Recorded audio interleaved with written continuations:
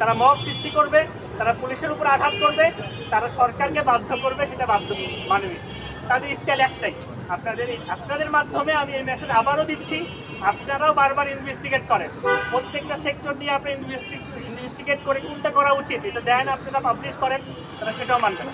তাদের এক কথা, আমাদের ভায়োলেন্স করার উপায় আছে, আমাদের সারা দেশ ব্লক করার উপায় আছে, আমরা এটাই করব। জি ডিপ্লোমারা বলে যে এটা মীমাংসিত, ইঞ্জিনিয়ারিং যে সেক্টরটা এটা মীমাংসিত ভাবে এই জিনিসটাকে সেট করা হয়েছে, এই বিষয়ে আপনারা কি বলবেন? মীমাংসিত হইলে তারা স্বার্থবাদী হয়ে যায়, এটা এক।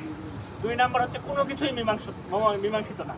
তারা 81 সাল থেকে আন্দোলন করে আসছে, তারা 13 সালে আওয়ামী সরকারের উপরে চাপ ক্রিয়েট করে এবং তাদের মন্ত্রীদের মাধ্যমে ইন্টারনাল যোগাযোগের মাধ্যমে তারা সর্বশেষ যে সুবিধাটা নিয়েছে সেটা প্রকৌশল সেক্টরের অলরেডি এটা মরে গেছিলো, এটার কফিনের শেষ পেরেকটা তারা 13 সালে মারছে। সেখানে তারা আওয়ামী ফ্যাসিস্টদের সহযোগিতায় কাজ করছে, এটাই স্পষ্ট।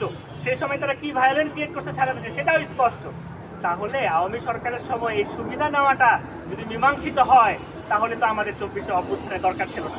আমরা অভ্যুত্থানের মাধ্যমে স্পষ্ট বলছি, প্রত্যেকটা সেক্টরে আওয়ামী লীগ যেই অনিয়ম সৃষ্টি করে গিয়েছে সেটা পুরোটাই ভেঙে দিতে হবে, নতুন করে বাংলাদেশ গড়তে হবে। এবং যেখানে অন্যায় আছে সেই অন্যায় আপনি কীভাবে মেনে নেন?